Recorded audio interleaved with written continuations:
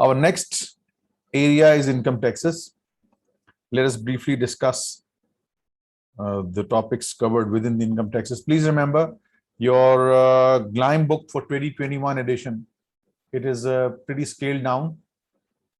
The previous version, the previous recorded version in the application, that is detailed, but now they have removed few things, especially the losses carried forward and carried backward. So it is removed, valuation allowance is removed. So taxes are much more simplified. So we just keep it to that extent only. Okay.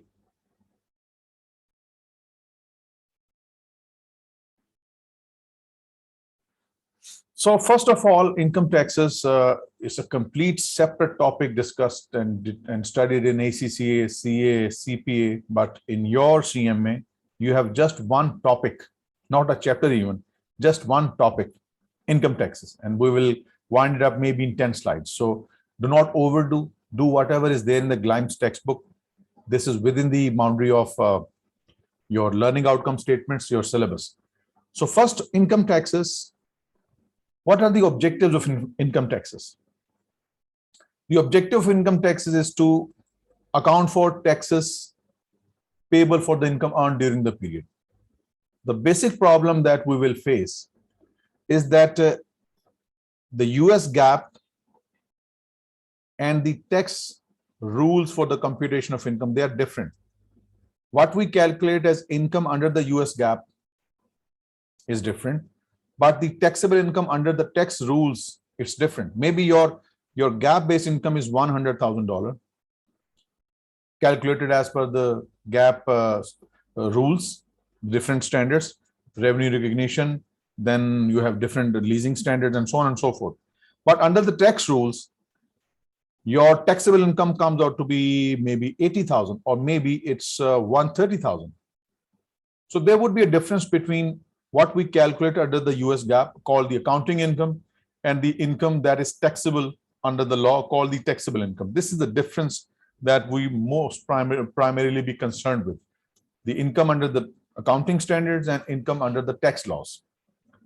So the objective of the income taxes, accounting for income tax, are to recognize the following specific items will be discussed.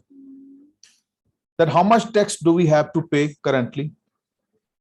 Or what is the refundable amount? What's the difference between these two?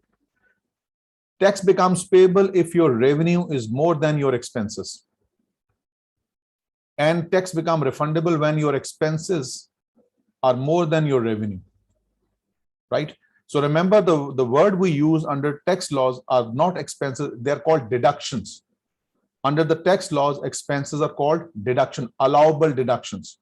So when revenue is more than deductions, it results in current payable, and when your deductions are more than revenue, then the tax is refundable, payable by the IRS, right?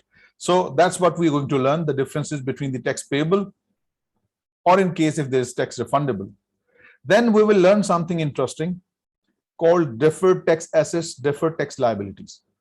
I just told you that the income calculated under the US GAAP will always be different when compared to the income tax or tax payable or what you call the taxable income under the tax laws. This difference will result in what you call the deferred tax asset or the deferred tax liability. Why? Because just it's written right here, because the income recognized in financial statements and the taxable income, they differ.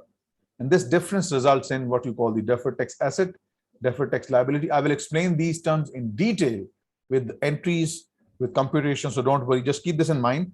When there is a difference between your taxable income and the accounting-based income, it will either result in deferred tax asset or a deferred tax liability. Then there are some basic definitions to learn. First, income tax expense or benefit. Again, how can it be a benefit? When your revenues are more than deductions, it's a tax expense. But when deductions are more than revenue, then it's going to be a benefit, right? So income tax expense or benefit basically is the sum of two things, which we will learn. The current tax expense or benefit, we know this. Tax expense means when revenue is more than deductions, and benefit means when deductions are more than revenue. So you won't find a single question in your GLIME or Wiley where you have any benefit. Mostly it's going to be tax expense. Revenue is more than the deductions, or even it's there, you can calculate it easily. So income tax expense is sum of two things. First, the current tax expense plus the deferred tax expense. We are going to learn how do we determine the deferred tax expense. Deferred tax expense basically is the difference over the period between deferred tax liability opening balance or closing balance. Either your deferred tax liability might have gone up during the period or it might have decreased, right? Or your deferred tax assets might have increased or decreased. What deferred tax assets and liabilities are, we are going to discuss just right now. Remember, your current income tax expense or income tax expense is sum of two expenses, current tax expense and the deferred tax expense, which arises from these two unique terms or unique concept, deferred tax liability and deferred tax expense. We will discuss this. Just keep this idea in head, and inshallah we will proceed. Then what is current tax expense? Current tax expense is the tax calculated as per the enacted tax laws. Tax laws are repeatedly revised, they are changed, rates are changed, some deductions which are allowed, they might become impermissible, some revenues might become taxable. So enacted tax laws, so the tax calculated using the enacted tax laws, this is called the current tax expense. And how do we calculate the current tax liability? Let's say for the income tax purposes, we calculated our taxable income to be $100,000. Remember, taxable income is the income calculated under the tax laws. You take the revenues that the tax laws consider as revenue, you consider the deductions or expenses that are allowed under the tax laws. So the difference between these two will give you the taxable income. You multiply the taxable income with the applicable rate enacted under the law, maybe 40%. So this becomes the tax payable. $40,000 is the tax payable. That is the taxable income multiplied by the tax rate. We are just doing the basic definitions and concepts. We will go along as we learn basic things further. Then the deferred tax expense or deferred tax benefit, I just told you, deferred tax asset and deferred tax liability, their balances change over the period. Changes in their balances would result in what you call the deferred tax expense. Combining these two, deferred tax expense plus the current tax expense will be equal to your total income tax expense for the period. Please remember, income tax expense is sum of two things, current tax expense plus the deferred tax expense. Now let us discuss why there might be differences between your income calculated under the US GAAP and the income calculated under the tax laws. The reason being that some items that we might consider as an expense during the current period, it might be considered expense in the future period by the tax laws. Just the timing difference. It's just the timing difference. Some expenses that we have incurred or accounted for now, but the tax laws will consider these expenses but in the future. Or some incomes which we might have accounted for in our income statement, but under the tax laws, this will be considered income in the future. Or it could be other way around. Some expenses which have been recognized or considered under the tax laws now, but in our accounting, we will consider it in the future. And similarly for the income. So it's just the timing difference. Something that we have considered now, an item of income or expenditure, but the tax laws will consider it as income and expense in the future or vice versa. So these differences are called the temporary differences, and these are the differences which will result in the deferred tax asset or deferred tax liability. Just a quick review. Differences in the two bases, the income calculated as per the US GAAP and income calculated as per the tax laws. The differences arise because when items of income and expenses are recognized in different periods under the GAAP and tax codes. This difference will result in the income calculated as per US GAAP being different. You want to pay different tax, but the tax authorities, they require tax based upon the taxable income. This temporary difference will result in deferred tax asset and liability. We'll discuss this in a good example, don't worry. Then there are certain differences which are permanent in nature. The differences that are permanent in nature, they will not be sorted out with the passage of time, because expenses I consider early, tax laws consider later, eventually they will be sorted out. Or income which tax, as per tax, they have considered income, but In my accounting, it will be considered income later. It will be sorted out. These temporary differences will be sorted out in the future. No big deal. But there are certain differences which are permanent in nature. They are either recorded in income as per GAAP or as per the tax laws, but never in both.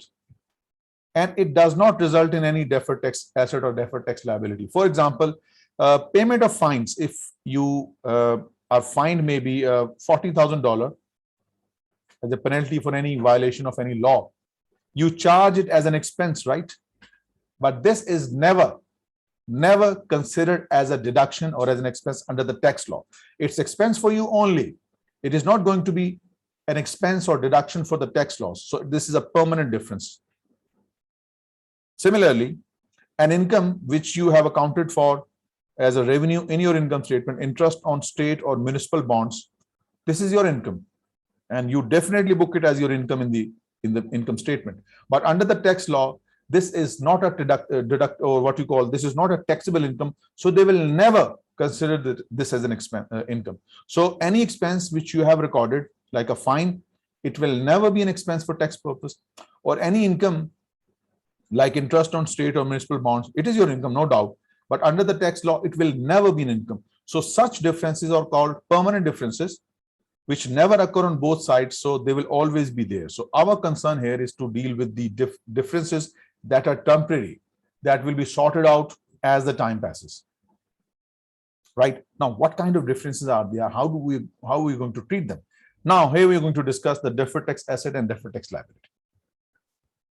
Now, consider a situation where income under the US GAAP is more. Let's say income under the US GAAP is $100,000 and your taxable income is $80,000, which means your GAAP-based income is more than the taxable income. How can it be? Little discussion.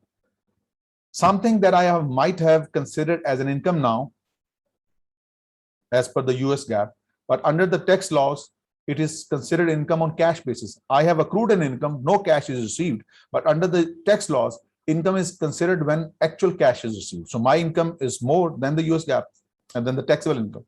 This is possible. Or maybe some expenses which I have not yet incurred or which I have not yet recorded in my books, but under the tax laws, they have been recorded now. They have been considered as an expense now. So whatever the reason is, under the US GAAP, my income is more, but under the taxable laws or tax laws or tax rules, my income is 80,000. That's less than the GAAP-based income. Now, let's say if the enacted rate is 40% as per the tax laws, I would like to pay 40% of this amount as a tax. That is $40,000. But the tax laws ask me only to pay $32,000. So it doesn't mean that there is something to rejoice or something to feel happy for. You want to pay more tax, but the tax authorities are asking for less tax now. But in the future, this differential will have to be paid. This differential of 8,000 will have to be paid. This 8,000 is the future taxable amount. You will have to pay it in the future. This will result in deferred tax liability. So the important point that you should fix in your head is that if you want to pay more tax now, as per your GAAP-based income, but the tax authorities under the tax laws are asking for less tax now, it means future mein padega gale, you will have to pay tax. You can't run away from tax. Tax is inevitable. These temporary differences will be sorted out. You will have to pay the difference in the future. This will result in deferred tax liability. Now let's see an example. Look at this. This is a good example. Please, gentlemen, try to make sense out of it. Whatever we have done regarding deferred tax asset, you will understand from this example. Let's say our income as per the US GAAP for all these 4 years is same. Our depreciation expense as per the US GAAP charged on straight line basis is 25. So my taxable income is 175 as per accounting. This is as per the accounting, 175, 175. So at the rate of 40%, I would like to pay $70 tax in year 1, 2, 3, 4. This is as per my accounting records. I would like to pay $70 every year. But this is not the same as per the taxable income. For tax accounting, income is same 200 agreed, but the tax rates for depreciation are not straight line. Tax laws, tax schedules, they have separate rates for different types of assets. So as per the rates given in the taxes, depreciation is 33 in the year 1, 44 in year 2, 15 in year 3, and 8 in year 4. If you add all these, the total depreciation is 100 as per 25, 25, 25, 4 times 100. So eventually these differences will be sorted out. Just the differences in the first year, my depreciation 25 as per tax is 33, 25, 44, and later 25, 15, and 25, 8. It will be sorted out. Now, this is the tax I want to pay, but as per the taxable income, 40% of this, the tax authorities are requiring only 66.8, right?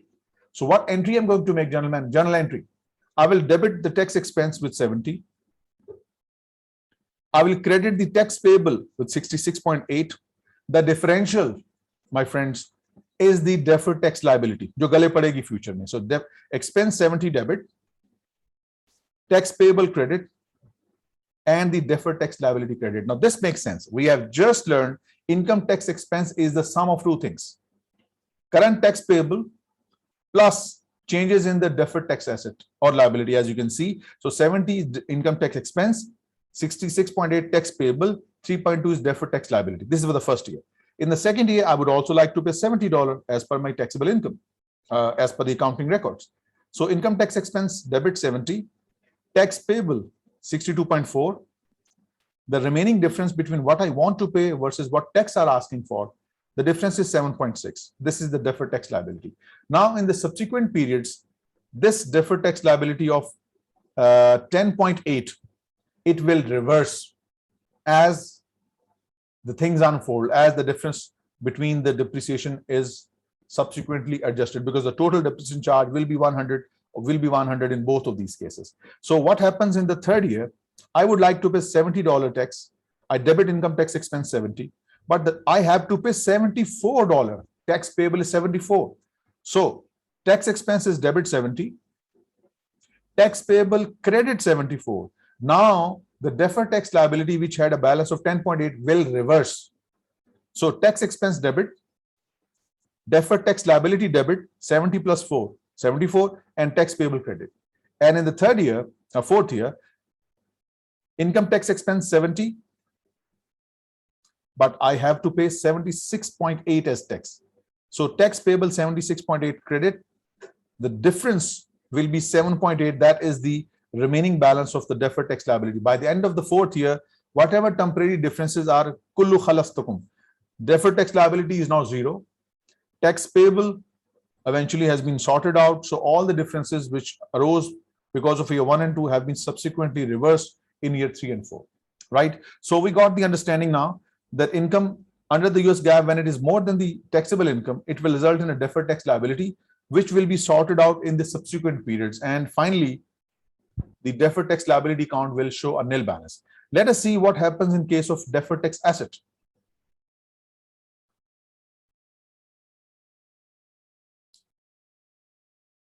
All right, now we have a different situation. Now your income under the US GAAP is less than the taxable income. How do we do with it? What do we do with it? Income under the US GAAP, let's say now it's 80,000.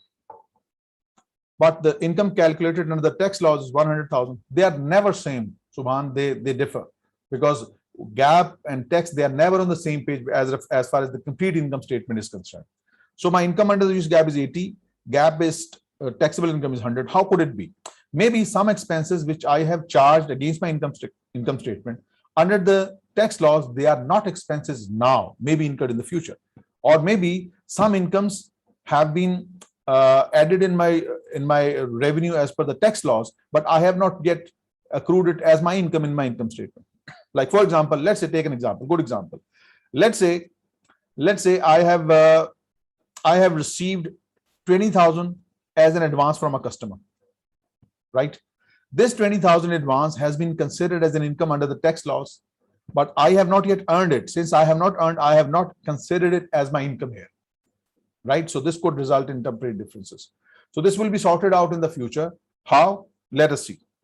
Now, I would like to pay tax at the rate of 40%. That will give me 32,000. I would like to pay this much tax, but tax authorities are asking for $40,000, asking for more what I want to pay. right? $40,000 is what I have to pay.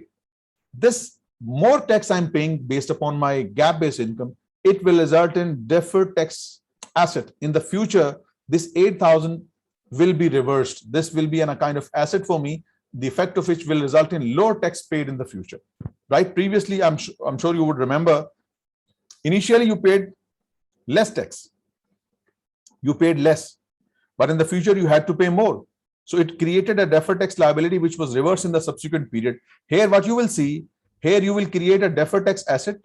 You will pay more tax now, but in the future you will be paying less tax when the deferred tax asset impact is reversed.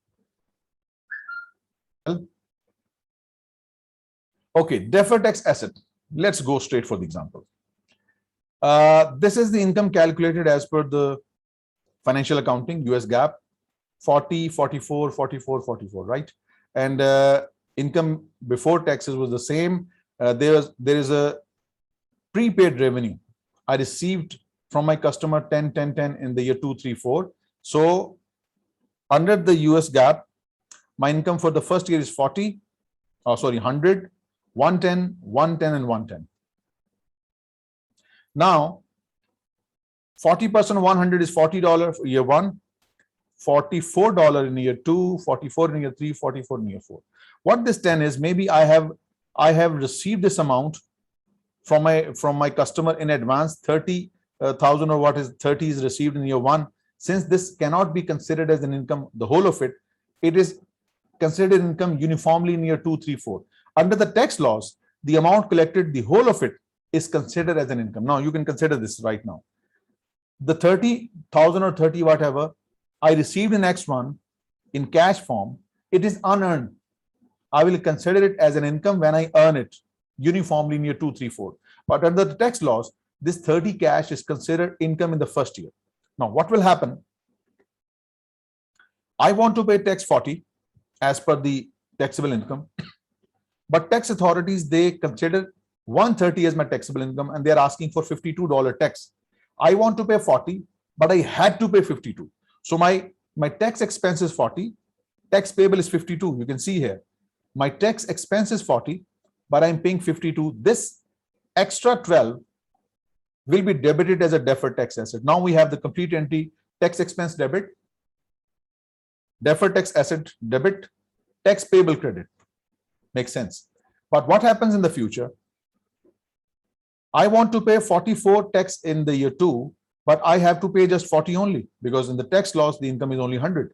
So see the reversal. I want to pay 44, but I have to pay less. Now the deferred tax asset will reverse. 44 debit as the income tax expense, but I have to pay just 40 only. The difference will now reverse. This 4 will reverse in the second year against the deferred tax asset. Same will happen for year 2, 44 tax expense. You actually pay 40. The difference is the reversal of deferred tax asset. And same in the fourth year, your debit tax expense 44, tax payable only 40. The difference will reverse against the deferred tax asset. So you can see the deferred tax asset created in year 1, it has reversed completely in year 2, 3, and 4, and eventually the deferred tax asset shows the nil balance. So this is how it is done. Now we got full understanding that your income tax expense is composed of 2 things. It is the sum of 2 things. Number 1, the current component plus the deferred tax. You just saw that. See, it's 40 is equal to 52 less 12. 44 is equal to 40 plus 4.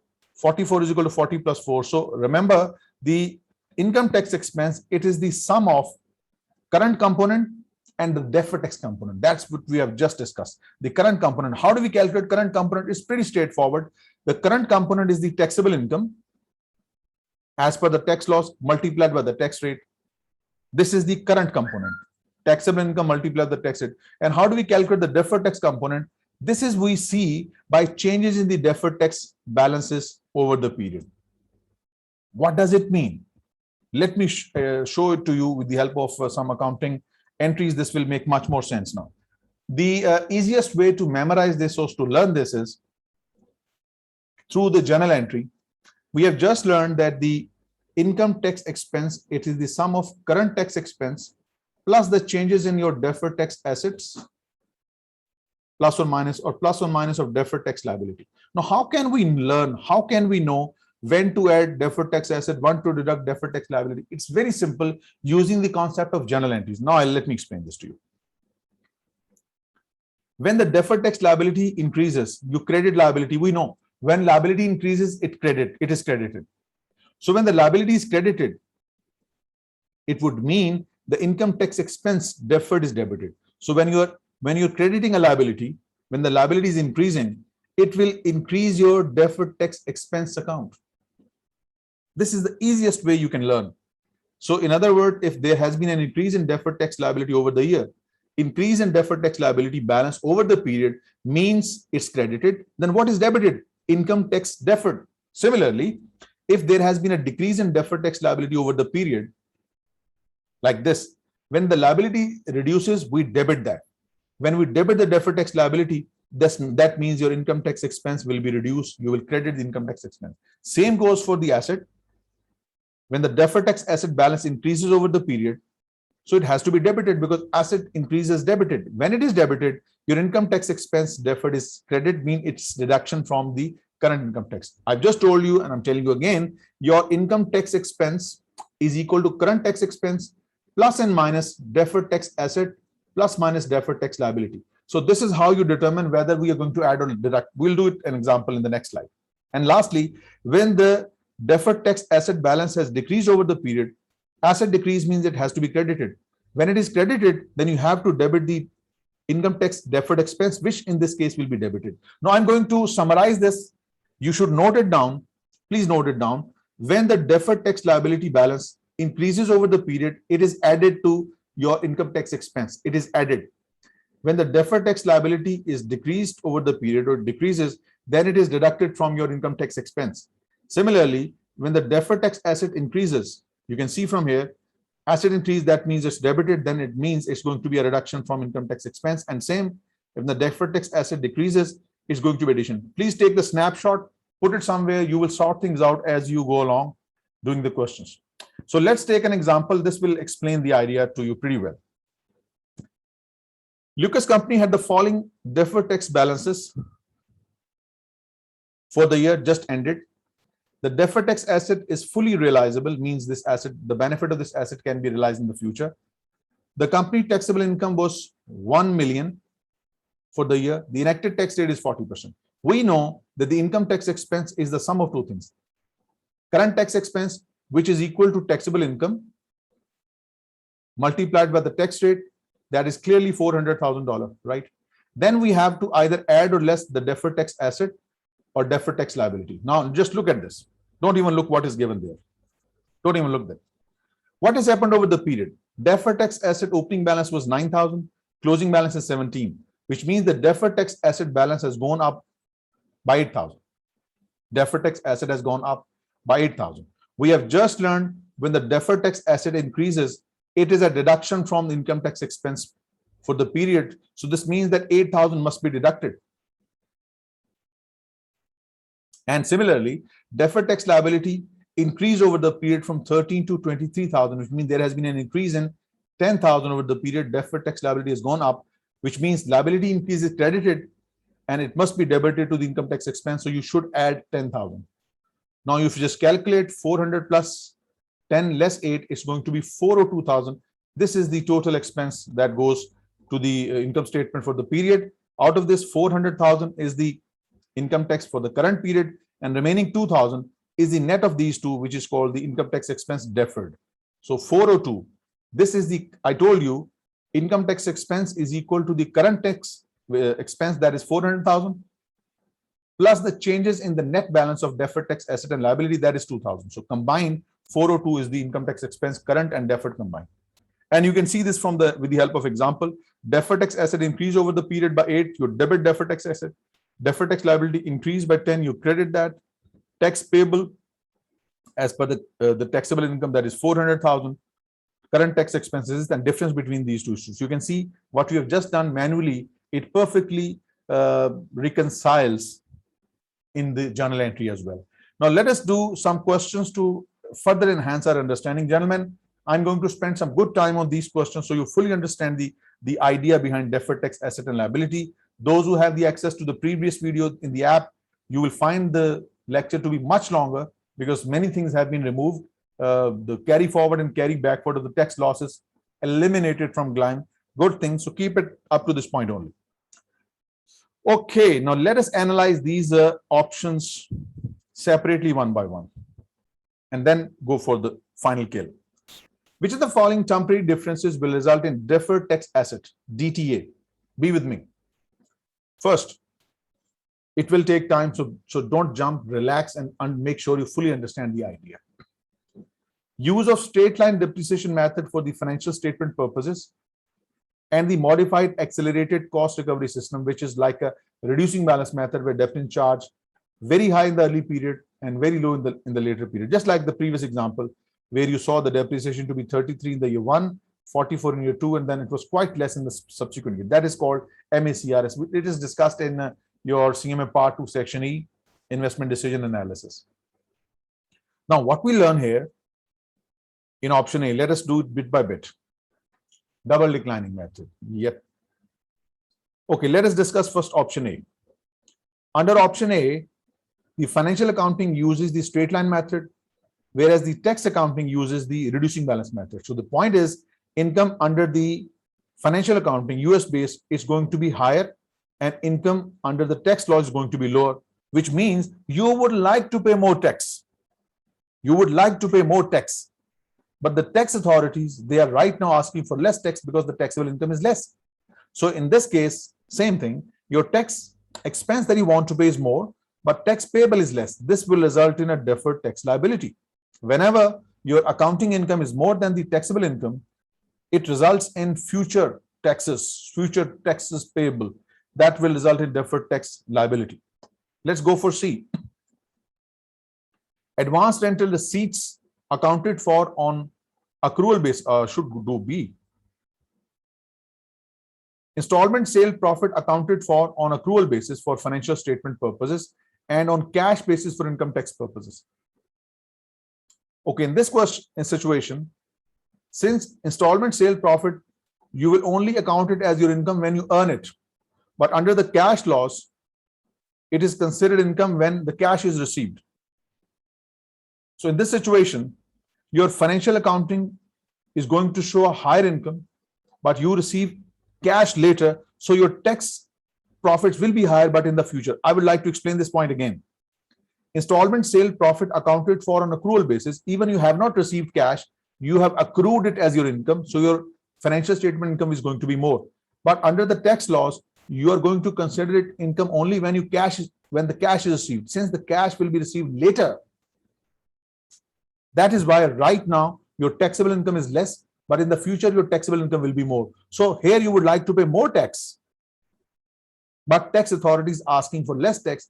They will ask for more taxes in the future when the actual cash is going to be received. So it means this will result in, again, a deferred tax liability. Remember, whenever gap-based income is more than the taxable income, it will result in more taxes in the future.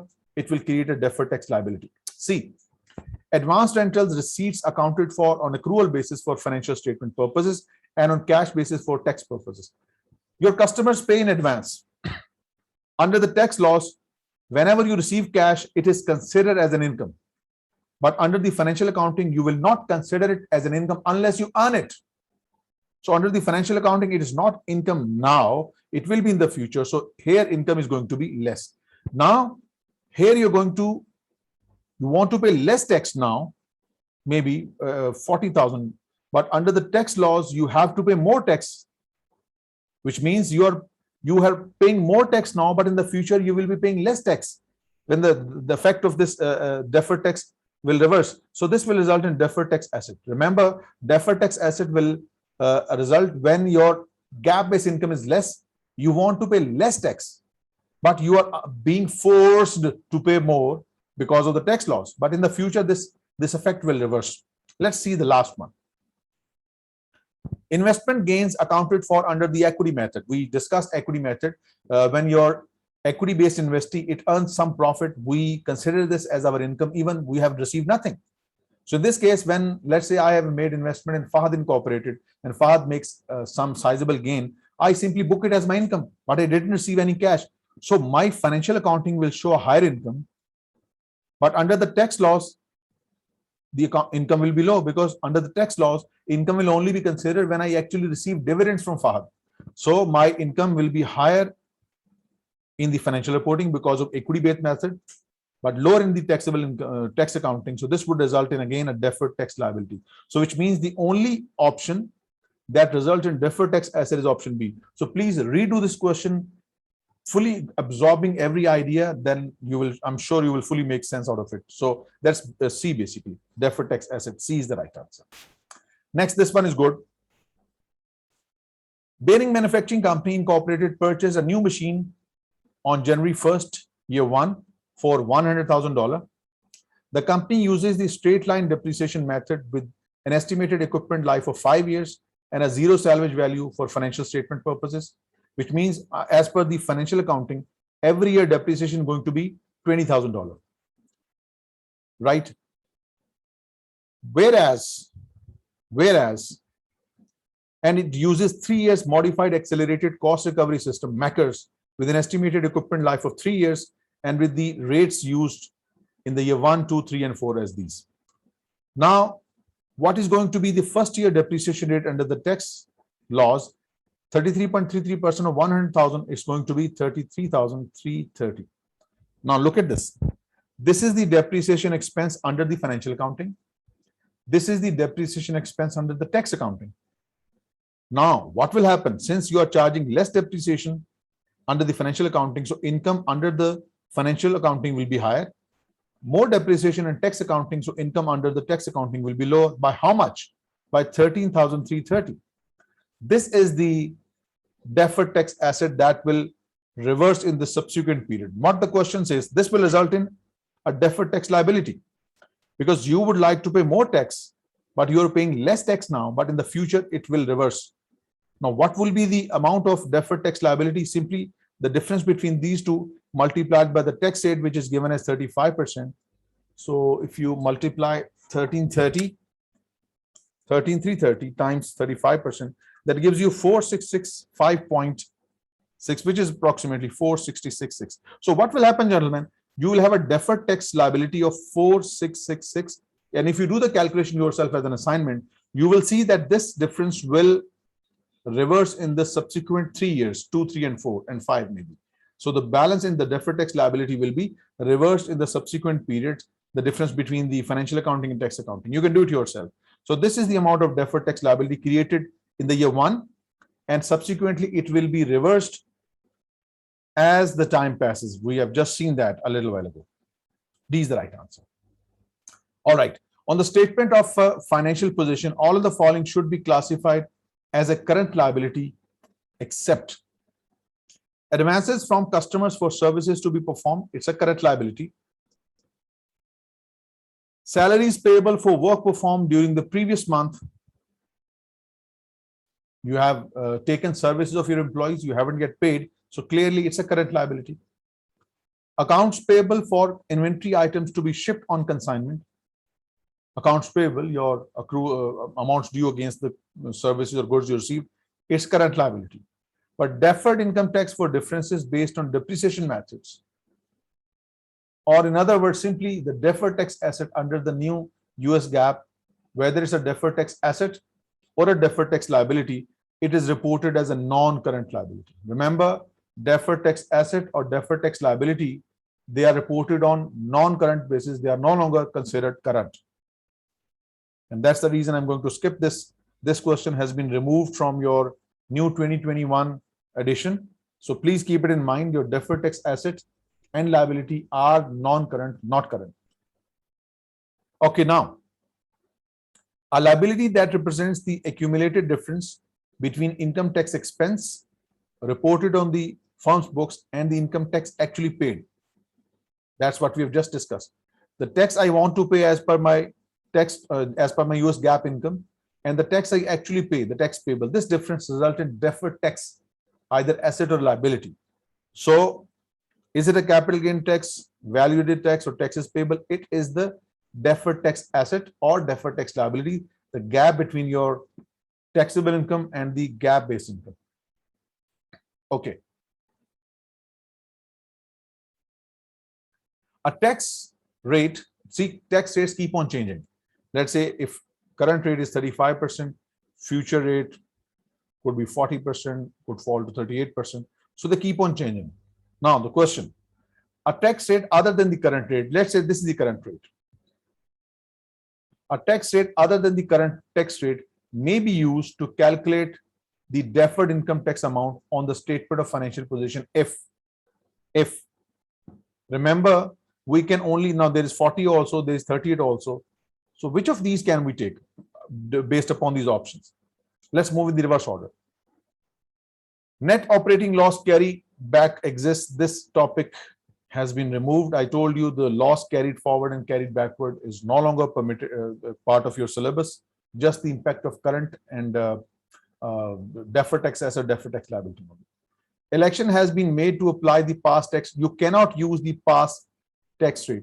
Only those tax rates that have been made a part of the law, those tax rates that are enacted into law.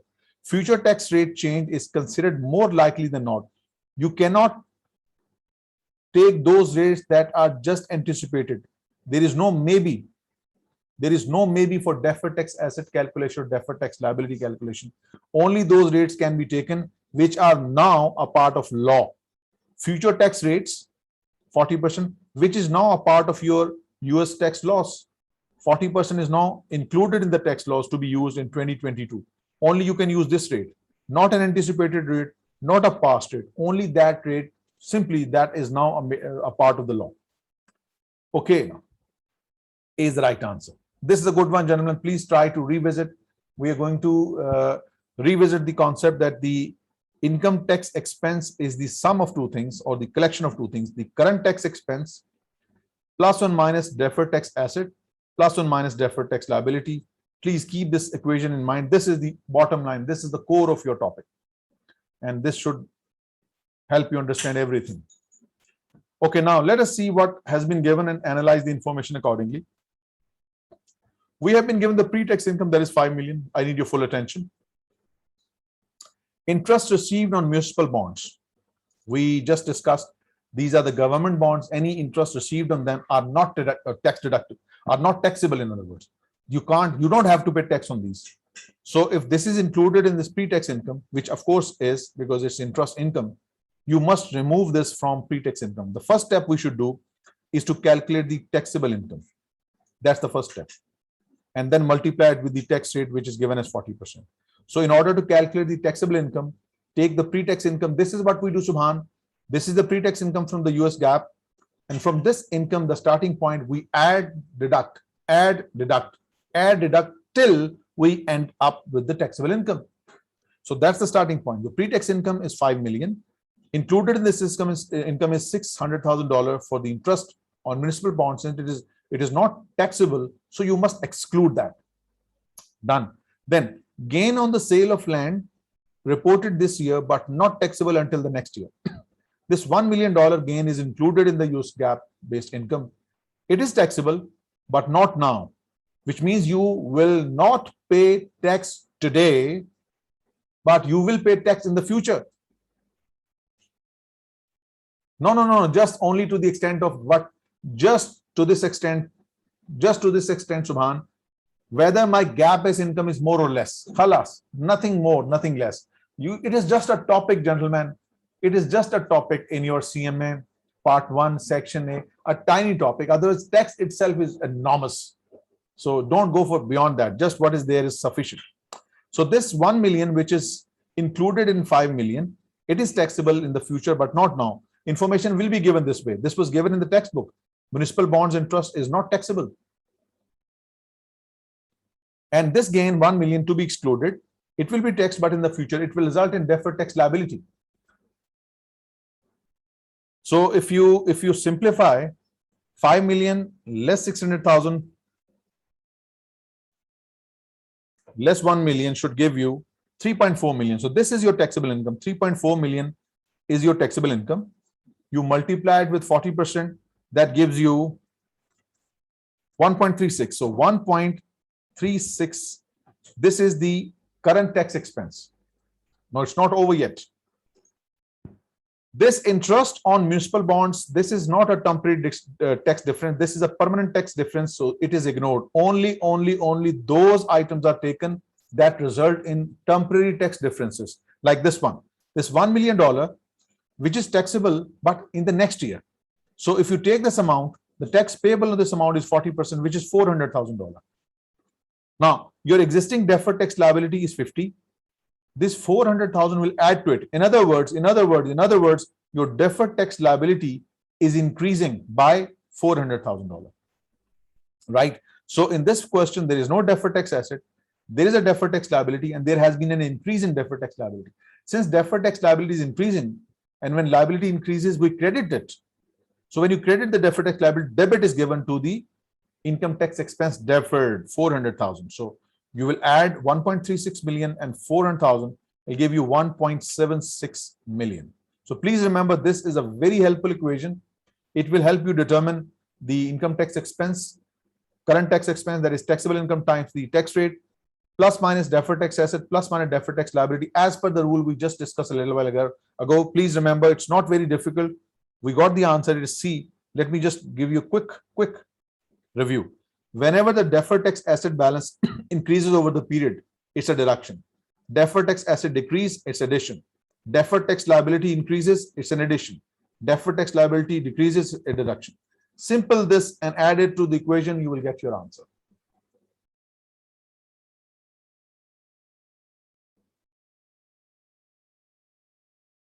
So 1.76 is the answer.